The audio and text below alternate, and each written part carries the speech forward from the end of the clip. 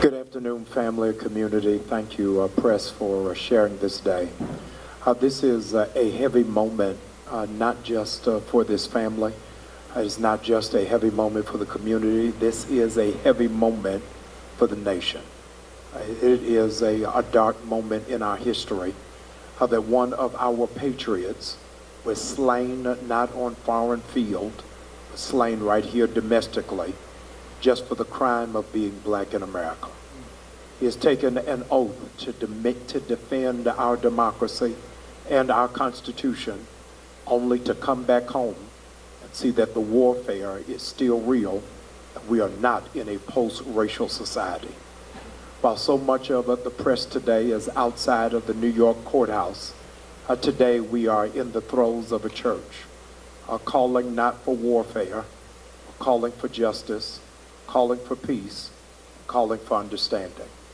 I stand today with the family of a patriot, an American patriot, somebody who pledged his life that this would be for his sisters, for his family, for his friends, the land of the free and the home of the brave. Before we go further, we just wanted to start with a moment of prayer. I'm Dr. Jamal Harrison Bryan. I'm the pastor here at New Birth Missionary Baptist Church, Stonecrest, Georgia. And today we go to God in prayer. Good and gracious God, we come to you today weeping. We come to you today because we're troubled. We come to you today because we trust you even when we don't understand. We pray right now that every available angel will now descend on this family and give them comfort in this season of trauma. I pray, dear Lord, that your presence will abide, that justice will be found, that mercy will be meted out, and that peace will exceed our understanding. We pray just as your son did in the Garden of Gethsemane, not our will, but your will be done. In Jesus' name, another soldier who was killed innocently so that others might have life. Amen. Amen. I want to yield now to our lead attorney, who is a champion for justice. I come really with the sobering reality that this is our class reunion.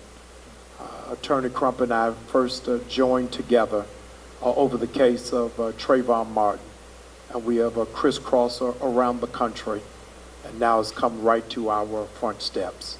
The family has absolute confidence in Attorney Crump, in his conviction and his passion, really his commitment of making sure that those who are left unseen will be seen. We welcome now Attorney Crump.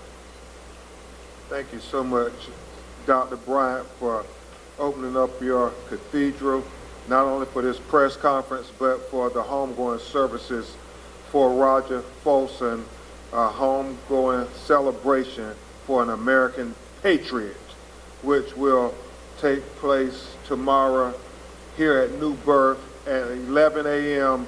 Eastern Standard Time. Thank you also, not only for your prayers, but your leadership for social justice.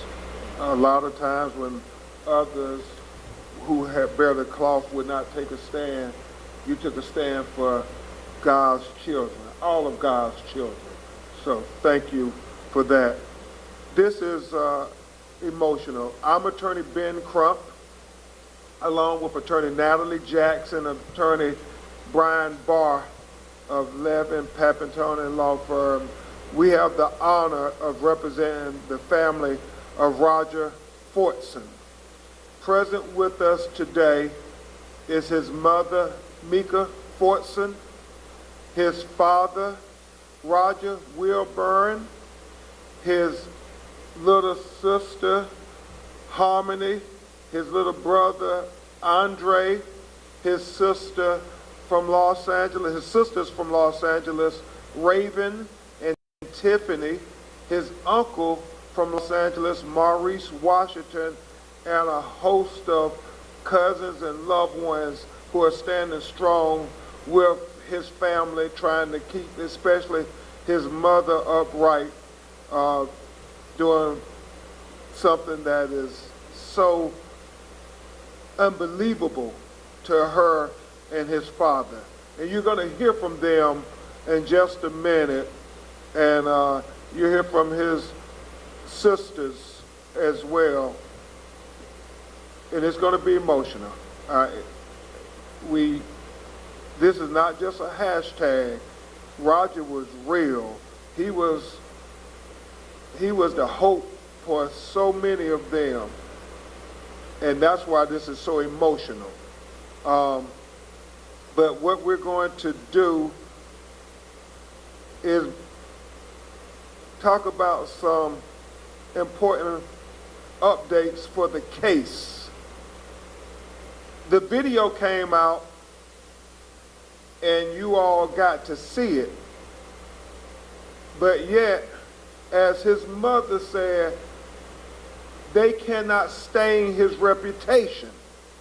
But she feels as long as they continue to say that they went to the right apartment, they're staining his reputation, because Roger did not have any domestic disturbance.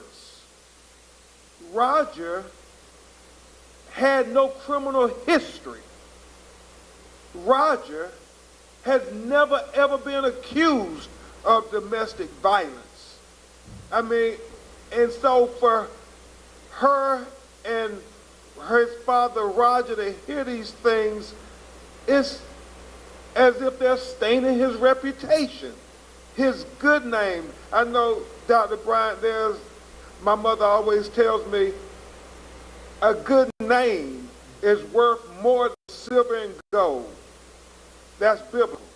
Roger had a good name. He was a good young man, had the brightest of futures.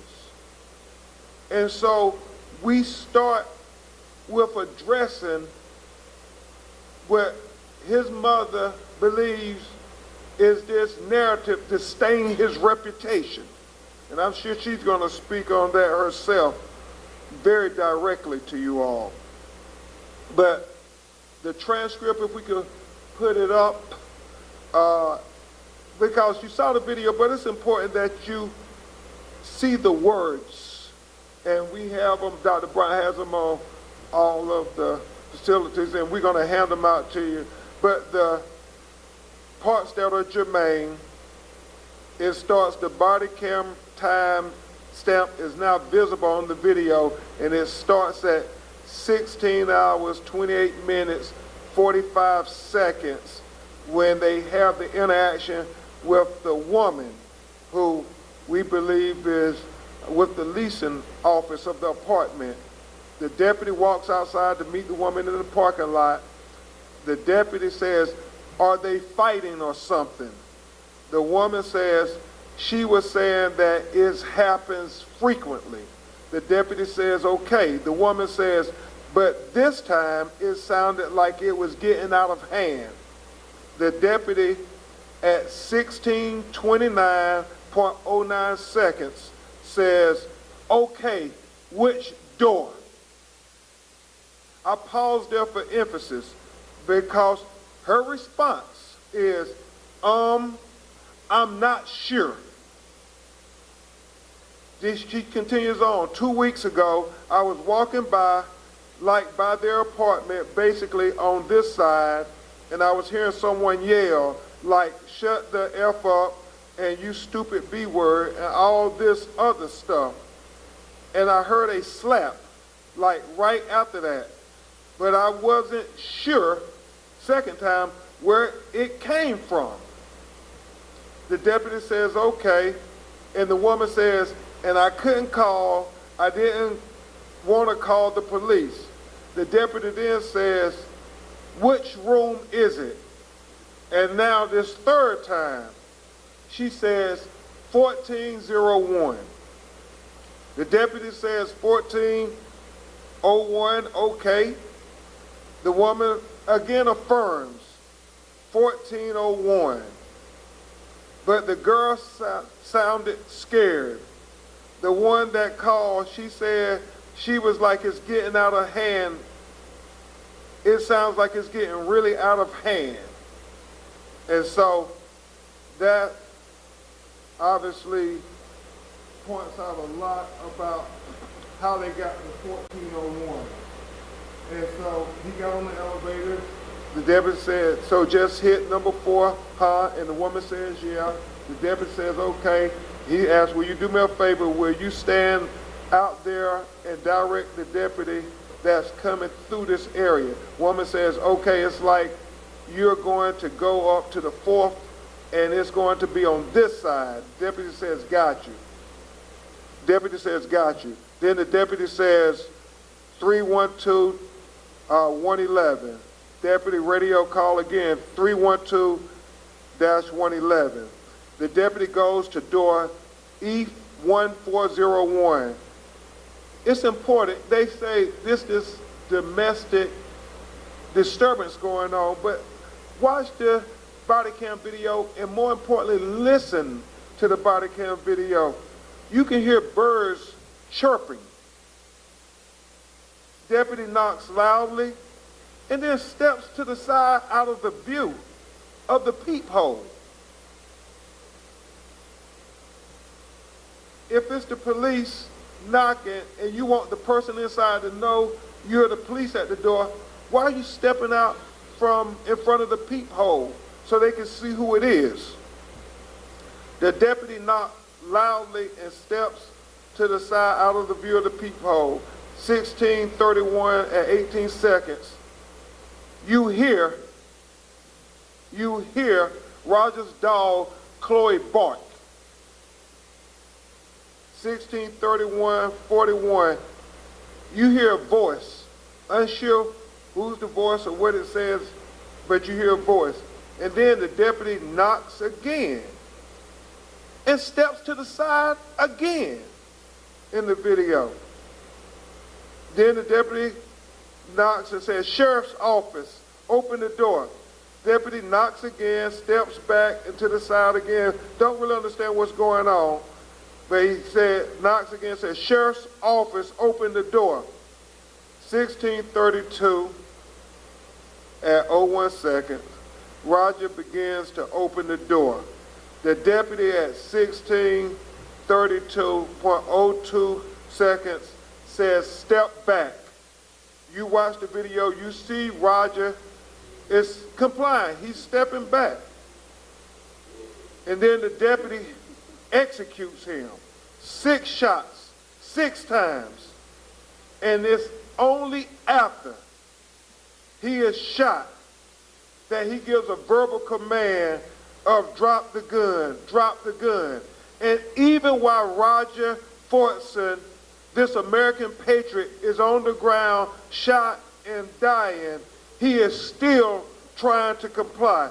He tells him it's over there. The deputy yells again, drop the gun. He says, I don't have it. Deputy radio call, 312, shots fired, suspect down, do not move. 312, get me EMS to my location. That's everything from the body cam video. Obviously, you all have the FaceTime video from his girlfriend that shows when he's on the ground, he's saying, I can't breathe. And they're still yelling commands. Still yelling commands. I don't know if we got Kleenexes or anything. If somebody got Kleenexes. And we knew this was going to be emotional, but talking with his family, they want the record to be straight. They want the record to be straight. And so this next part is the new evidence that we're presenting to further show that they're not at the right apartment. They're not at the right apartment. And obviously, we think both things are important. They're not at the right apartment, and then, and within seconds of opening the front door, saying, Roger, who is a licensed, registered gun owner, the police just, we believe, used excessive force and execute him. 6 shots, bam, bam, bam, bam, bam, bam. And he has to pull the trigger those many times. We just think it's excessive force on top of him being at the wrong apartment. So now what you're going to hear is the radio traffic from the police officers that night that have been condensed to get rid of the stuff that is not relevant to what's going on at this apartment complex where Roger Fortson was shot and killed. And so, to the sound engineer, Ricardo, we're going to now... 12, copy, disturbance, physical progress. Go ahead. Being 319 racetrack, 319 racetrack. Going to be unit 1401-1401. So we got, for notes of physical, still receiving.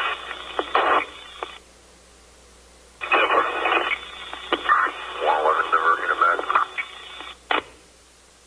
Copy. 238. Getting here to the colony is all about 312. Hello. 312-97. Tempo, 1097. Don't have any further other than a male and female. It's all fourth party information through the front desk at the leasing office. Tempo. Confirming for that physical on 1097. Disturbance. 312, shot fired. Suspect down.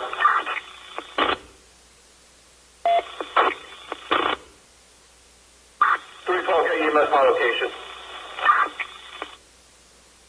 Copy. 111, 312 are exactly on you. Put up, he's bleeding profusely. Multiple gunshot wounds to the chest. Blackmail.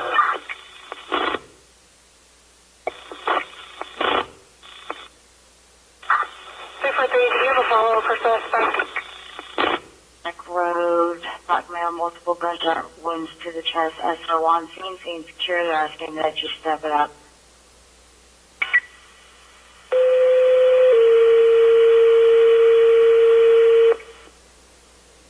Engine 1, Engine 3, chief notification, shooting 319 Racetrack Road Northwest.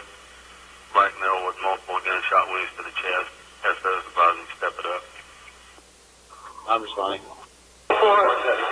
Echo 1401. Just one patient? For Echo 1401. Gunshot wounds in the chest, one exit wound. Contact 6 gunshot wounds. Do we have a suspect? Search for a double.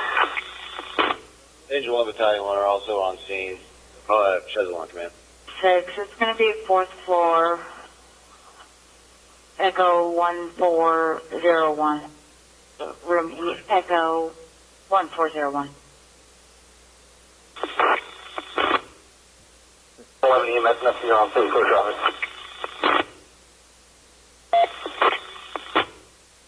Thank- 437, thank you, application. Thank you, Ricardo. I think that's the end. Can we go back to 53 seconds and to the media? We will provide you all with the radio traffic condensed, but the part that we feel is the crux of the matter here for these purposes, and we have it blown up thanks to Dr. Bryant's audio visual. Play the 53 seconds from 97. Don't have any further other than a male and female. information through the front desk at the leasing office. Thank you. And the reason that's very important, Eric, and why we had it blown up, is because it reiterates that it is not the right apartment where Roger Fortson is at. The dispatch officer says, don't have any further other than a male and female. It's all fourth-party information from the front desk at the leasing office. That's important for two reasons. Number one, the police already know before they get there, they've been told that where the disturbance is at, there's a male and a female, and that they are getting their information from the front desk at the leasing office. And it's, as his mother and father and everybody continues to say, his girlfriend, Roger, was in his apartment by himself, FaceTiming with his girlfriend. They were not raising their voices. He was making plans for their visit for the weekend. The only people in that apartment was, the only person in that apartment was him, and he had his dog Chloe, who was present there. Eric, can we show Chloe, because Dr. Bryant, we have gotten so many inquiries about his dog Chloe. Maybe we can put it on the other screen too. Because you heard Chloe bark, but also, and I mean, we got so many inquiries about how is his dog doing from dog lovers all across America. Because when they watch that video, they see Chloe in the video. And if we can go to the next picture, Eric, where you see that Chloe is right there when her daddy is shot. And here, Chloe is there, and we have a freeze frame of it. Okay. And if we can put it on the others, Eric, if that's possible. Okay.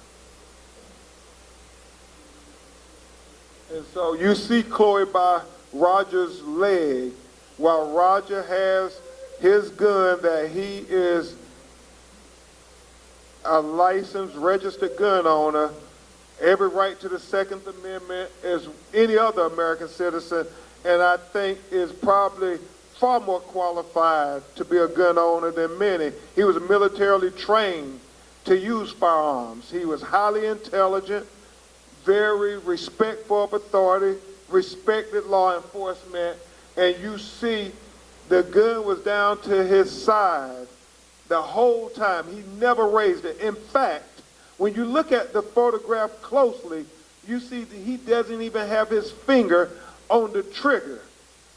And when you look at the video, you see Roger step back and put his left hand up, trying to diffuse the situation, and yet, even though he's complying and stepping back, doing what the officer verbally commanded him to do.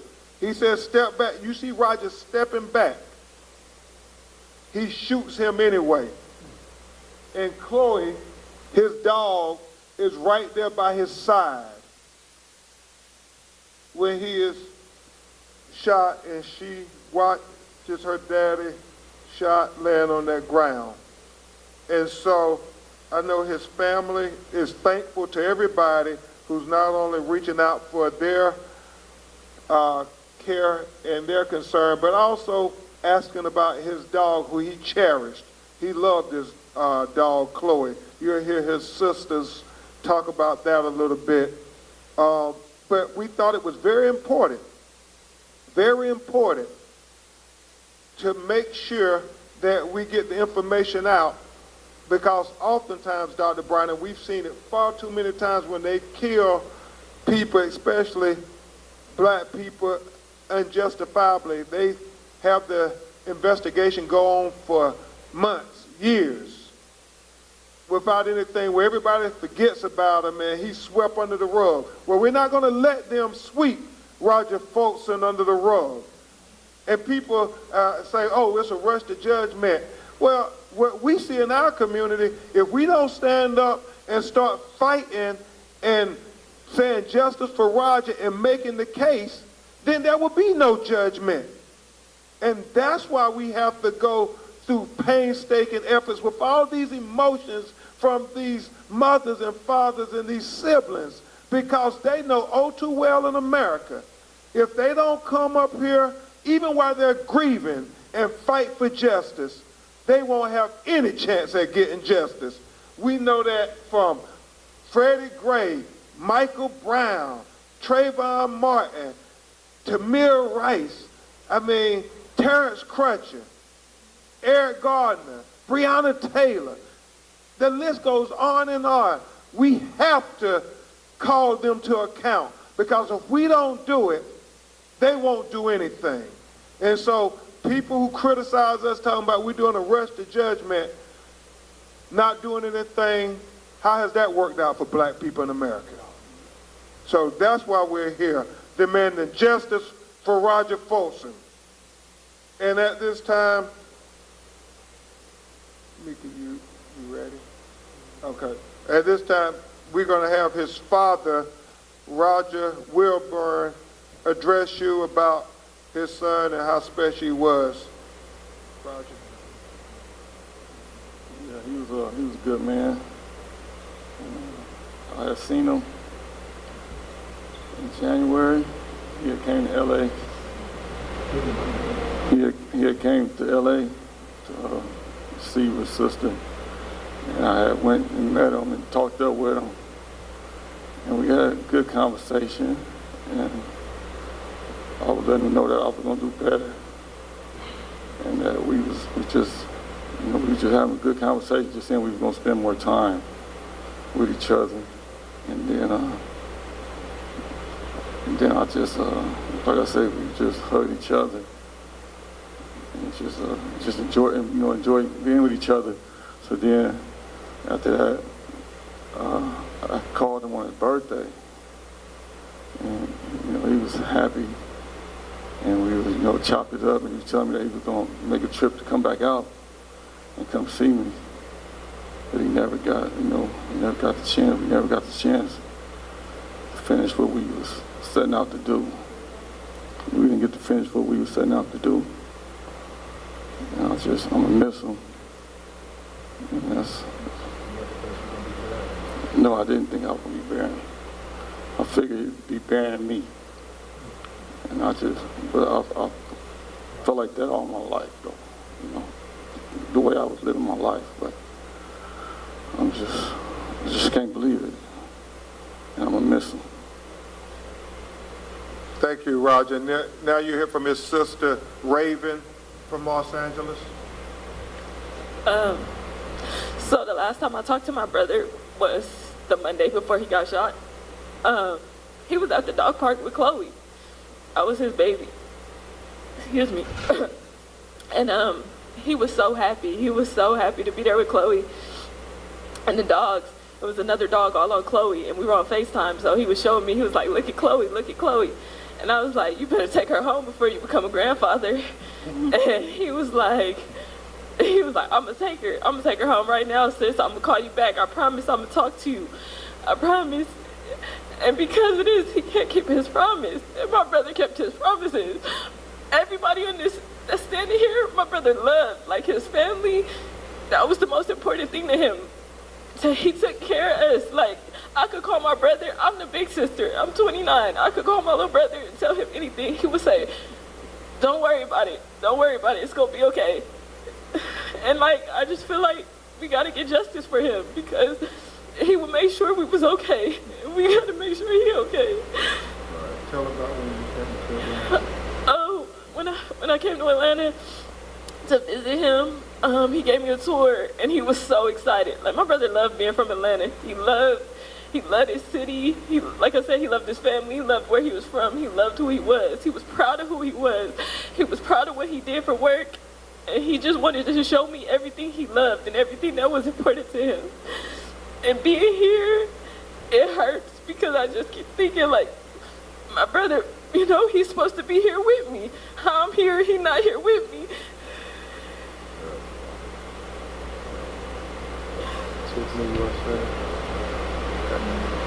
His uncle Maurice. Yeah, it's one thing, and hey, I'm just like the rest of the family. He was just with me a couple of months ago.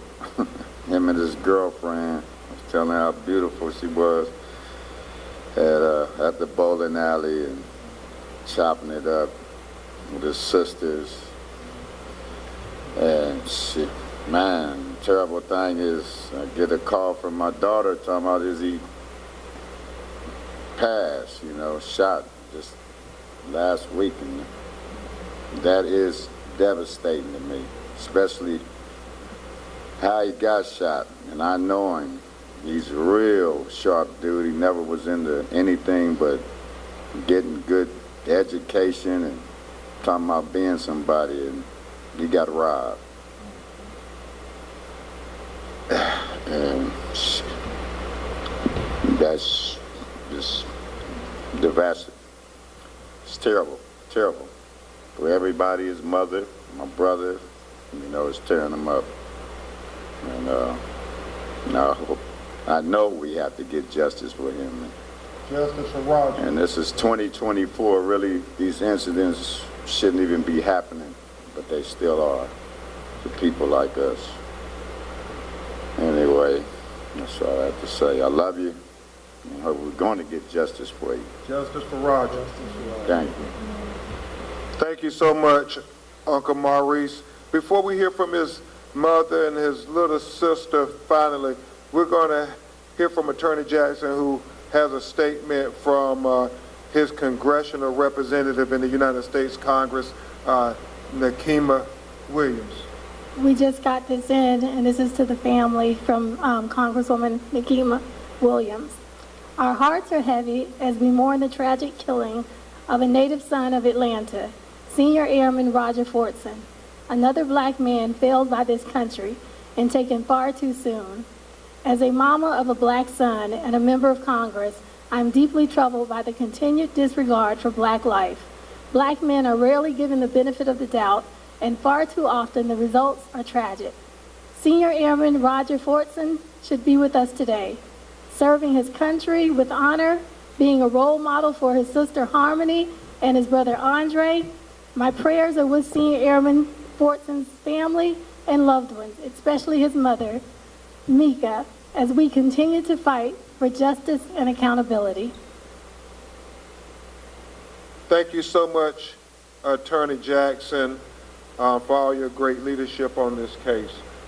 You're making Attorney Barr and I look smart, Natalie. At this time, you're going to hear from his little sister, Harmony. And Dr. Bryant,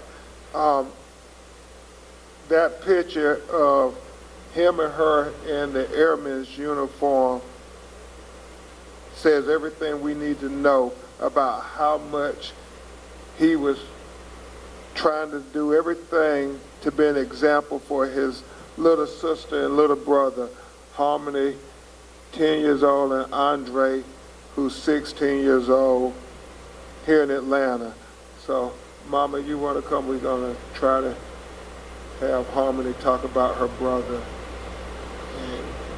Roger Airman Fortson. He was maybe my brother, but he was also the best brother I could ever ask for. Roger, we may not have any food, but he would always come by and just bring us something to eat. Roger knew what we wanted. The last time I talked to him, it was on May 1st. It was Wednesday. It was 9:56. Oh, it was your birthday? It was on my birthday. I didn't even get to tell him I love him. All I got to say was I'll see him later. No, I won't even get to see him later. I can't even. I just miss my brother. No, you know, the first theme camp I ever went to was with him. The first actual theme park I ever went to was with Roger, and it only happened because of him. All the times that I've spent with him, some of them I can't even remember because I was so young. Now, as I'm 10 years old, it's just hard to speak when I just can't think about the hell he's not here with me right now, and he should be right beside us, and we should be somewhere having fun, not somewhere having grief because of somebody who made wrong decisions and took my brother away from me. Now, Harmony, we give you a round of applause. You spoke so good for your brother. And Dr. Bryant, I know his family started a GoFundMe because he was all about trying to help Harmony and Andre have a better chance at the American dream. And so I know not only his new birth family, but people all over the country are going to help make his dream come true. And his dream, Harmony, was for you all to have a better opportunity, Andre, at the American dream. And we won't let his dream go unfulfilled. We won't let it go. And his niece, what's your name? Lauren? Roger and Fortson, he wasn't just my uncle, he was the best uncle. He will always make someone happy. He will never have a bad day in front of somebody. If he had a bad day, he would make it right. Everybody loved him. It was no hate to him until now. The last time I saw him was on his birthday, and I didn't even get to say I love him. And it's sad to see the last time I saw him is tomorrow, to ever see his face again. The last time I saw him, he was happy. And now to end like this. Thank you, Lauren. Y'all give Lauren a round of applause, too. These young people are so courageous and articulate. Thank you all so much, Harmony and Lauren. Roger's still with you all.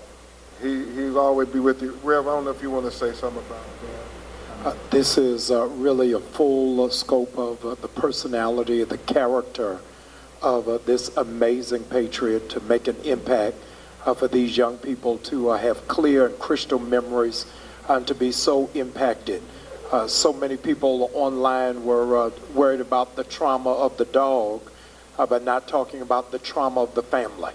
And we want to make sure that this family is safeguarded and they are undergirded as they navigate through this process that no family wants to be in. But we're going to stand with them, and we're going to ask that the greater community of those who love this nation, or love those who have sacrificed their life for this nation, will surround this family with love.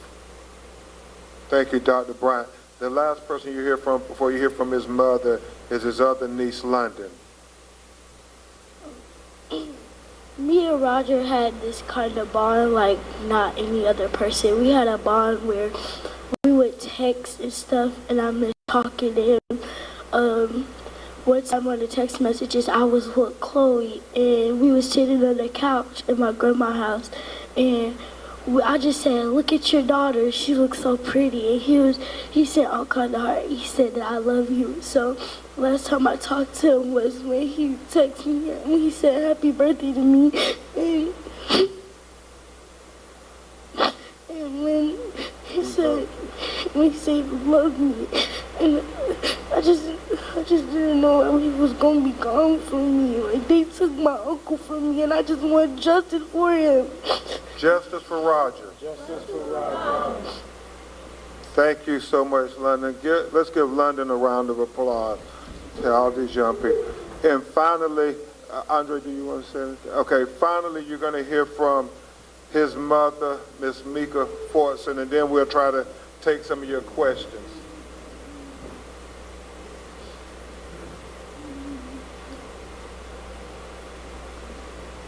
First of all, I didn't even know that my baby and my grandkids had all of that in them. because she 10. She's 11. They're supposed to be playing with teacups, playing patty cake. They're talking about grieving. When I was her age, they would tell me they going to heaven. I lost my mom at their age. Only thing I was told, she's going to heaven. And my kids have to stand up here and explain themselves. They always say you don't have a strong black man in the family. Do you see us?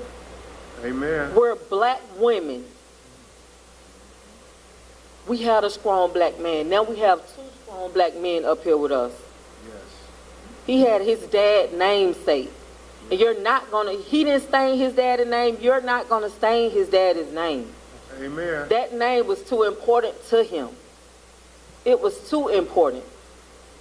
I never looked at the video, but they can tell you I told them how he was looking. I told them how he sounded, because we didn't have money. And you heard her right. When we didn't have food, we got food delivered to us from Kuwait, Qatar. We didn't have to eat what was there anymore. We ate what we wanted. We did what we wanted. This a big family. We went to Disney World Universal Studios during the weekday. How is that fair? I got 5 kids. Roger is number 3. 3 and 4 would never be the same number. That's number 4. So he's not going to tell me he went to the right place. Sheriff Eden looked me in my face and told me if he sees anything wrong, that he put it on his mama, that he would apologize. Well, put it on your mama, because I'm standing right here. From what I heard and from how your people dissected. Police down in Florida sent me all kind of comments. They sent me so many I couldn't even take it, just knowing that your own people that's wearing the same suit that you're wearing, saying that you murdered him, you assassinated him. He didn't deserve that. No. I don't even remember Roger killing a spider. He'll grab it by the leg and just throw it out. And you killed a human. You killed mankind. He said, went to Kuwait. Qatar. The places that he went, we're not even accepted. But they accepted him. To come back here and kill the gift that God gave to me, God has never been an Indian giver. Never. So you're going to give me justice whether you want to, Chef Eden, or not. If you're a man of your word, all those tears you looked in my face and cried, get back on the podium. Because no sooner than you told me that lie, you did a press conference to cover up your people. You asked to come to his memorial. Yeah, you can come when you do your press conference and say you're going to give Roger justice. Amen. You're going to say that you promised his mama justice. Amen. That's when you can come. Yeah, you thought he was a poor black boy. But what you didn't know, he had a mama that's a poor black single mama. And I'll walk through the fire for justice for mine. You're not going to get any more tears. The tears was for my grandkids and for my daughter, for his sister. Because guess what? He was proud of his sister. Everybody in Atlanta knew who Raven Wilburn was. And the fact that you took that from her, no, we're not going to allow that. We're not going to allow that. I've talked to colonels, generals, little old me, about how good of a child he was. How I'd raised him right. There's nobody better than him. Roger was light. There would not be a stain on his name. He would not be put to rest in darkness because he was light. Fix his reputation, tell the truth, and give my child justice.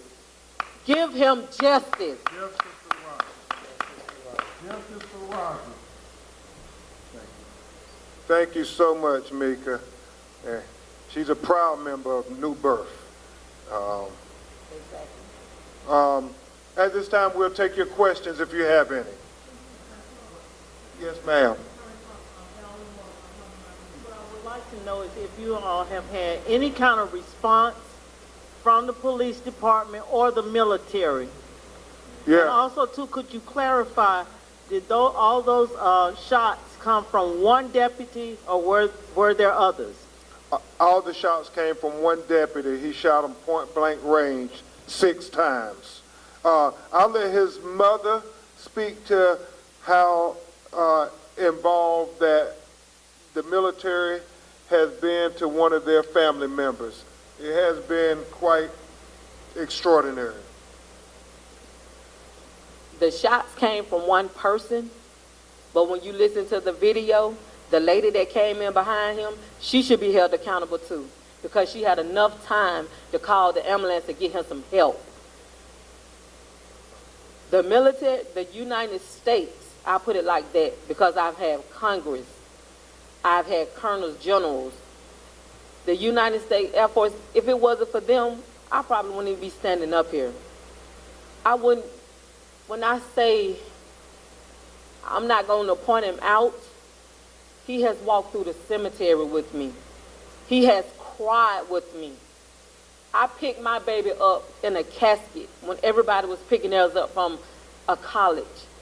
You know the military can't break code. I watched them babies with tears rolling down their eyes. I get calls 2 o'clock in the morning. How they know I need them calls? Some of them have not lost a child, but they knew that I needed a call. The military done something? No, the military is present. Let's be clear. They're present. Not done, they are present. They're walking with me. They're talking with me. Everybody that you see here are present with me. This is hard. This is hard, especially when you don't know the big words or the right words to say. This is hard.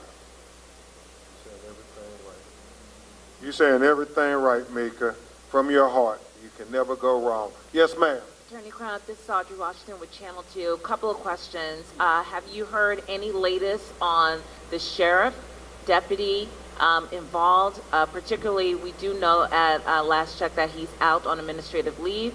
Have you heard anything more about his employment? Secondly, have you spoken to the district attorney's office about any possible charges in this case? We have not heard anything further about the sheriff's deputy who shot and killed Roger Fortson, other than he's out on administrative leave.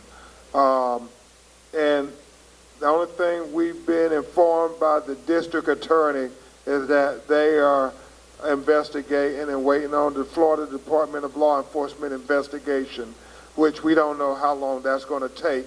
And that's why his mother is very right. We have to let people know that they were at the wrong apartment. They want justice. Anything that that officer who killed Roger Fortson family will want, they want it too. It has to be equal justice. We can't have 2 justice systems. Roger had every right to the Second Amendment. Every right. He was a law-abiding, God-fearing American citizen. He was a registered gun owner in the state of Florida that proudly promotes gun ownership. And stand your ground, everything. And so it is so troubling why this officer did not give him a verbal command of drop your weapon versus just shooting him 6 times point blank range. She does. This is her mother. Absolutely, they want justice. They want justice. They want the full extent of justice. Thank you. Yes, sir. I'm Tyler Finger with Fox 5 News. So you guys are asking for justice with the sheriff's office. The person who may have led them to that apartment initially, do you want to see something happen to that person as well by saying, hey, this is the apartment, this is where police should go? And I want to be clear on the record. Attorney Natalie Jackson, Attorney Brian Barr, Attorney Precious Chavez, and everybody working with our legal team, we're dotting every I we're crossing every T because we promised this family we will get to the truth, because the truth is the foundation for justice. And we know it was at the wrong apartment. We know that. How they got to that wrong apartment, if it was the leasing office who put them at the wrong apartment, then they bear responsibility as well. Blood is on their hand as well, and they should be held to account. But the officer, who we believe engaged in excessive force when he shot Roger 6 times before he gave a verbal command of drop the gun, while Roger was in his own home. In his own home. Our Constitution speaks to the sanctity of the home. The Fourth Amendment talk about you can't have an unlawful search or seizure of my home. Roger committed no crime. What crime did Roger commit? What did Roger do wrong to deserve the death sentence? And everybody who led to him being executed in his own home, we intend to hold accountable. And we definitely have to look at the training of the officers, the policies of the officers at the Okaloosa Sheriff's Department in Fort Walton, Florida. I think, before I give Mika and let her respond, I think what she said and what the military is saying and what the congressional members are saying, we need to do everything possible to get to the truth of what happened and make sure that there's accountability so we don't lose another person like this, that we don't lose another American patriot like this. So let's remember, Roger Fortson was an American patriot. To answer your question, yes, she should be held responsible. Why did she let them know that what she told him? She could have came forth and said what she told him. Nobody double checked. It's like he didn't have a life. Like his life didn't matter. They thought he was going to be somebody that they was going to sweep under the rug. We were going to share a cup of tears and be scared. No. Those days are over with, especially for this family. Amen. So yes, I do. She still got time to come forward. She could have reached out to me anything. She hasn't did anything. And if, it's the wrong apartment. If she was mistaken, she needs to say it. There were no 911 calls about Roger Fortson. No. Yes, sir, last question. Jeff Martin with the Associated Press. Have you been able to obtain an incident report or any other materials in addition to the radio traffic you shared with us? And then I had one additional second part of my question was, is the apartment complex being cooperative with your investigation? At this time, FDLE is leading the investigation. We asked them for 911 tapes and everything. We haven't gotten them yet, but we will continue to persist. We will continue to file freedom of information lawsuits to try to get the information so it's not swept under the rug a year from now. And I think Attorney Jackson can address your first question about have we got any reports on domestic? We've been able to get the reports in the last year of domestic violence calls to that apartment complex. There were 2, one domestic violence, one disturbance call, and one of the calls happened days after the shooting, which was a domestic violence call. We'll be investigating that call. From the Sheriff's Department, we've been able to get radio transcripts, some of the radio chatter, which is the new evidence that was presented today. We've been able to get the records of the disputes. Other records such as 911 call, which is what we believe we're entitled to, the initial call. We will be filing a public records lawsuit for that. We believe that it is a public record since it was not a part of the shooting. So and I think the media also can get it if you're interested in getting it. So all the other records have been deemed a part of the investigation of the officer and whether or not this was a good shoot. And so the 911 tapes should not be a cause of what led them to this fatal occurrence should not be an issue.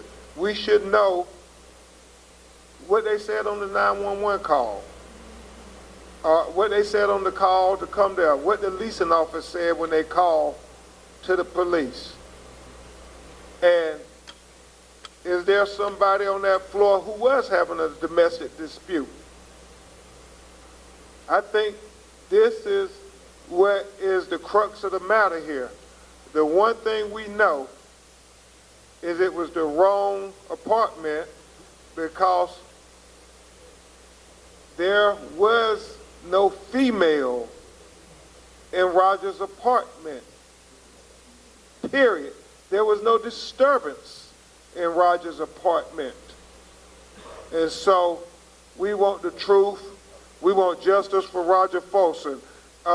It's appropriate that we have the shepherd of this cathedral in the press conference with giving us whatever instructions for the homegoing services and a word of comfort for the family as they leave this press conference and prepare to bury Roger. Thank all of you for coming and for sharing and standing and echoing the sentiments of our attorney and this family.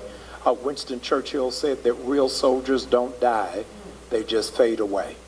We want you to know that the memory of this amazing patriot will not die, but it's going to stand strong. Our services tomorrow will be at 11 o'clock, but we will open the doors at 10 a.m. The press is welcomed. I shared with the family on a couple of hours ago that when Emmett Till was killed, the mother made a critical decision to keep the casket open so all of America could see the atrocity. We want all of the press to come in and share on tomorrow. Ask that you will connect with our point of contact, Eric Burton, who is with us on today, standing right here, and ask that you will continuously lead them, cover them in your prayers and your support. We'll be sharing tomorrow, attorney, the GoFundMe account so that the larger community who wants to express compassion, care, concern, and love for this family might be able to undergird them long after tomorrow concludes. So ask that you would please keep the family in your prayers and in your thoughts, and know that for us, we want to make sure that the name of this patriot remains clean even in this chapter of his life. Thank you so very much for sharing with us today. Thank you. I'll go over name, spelling, etc.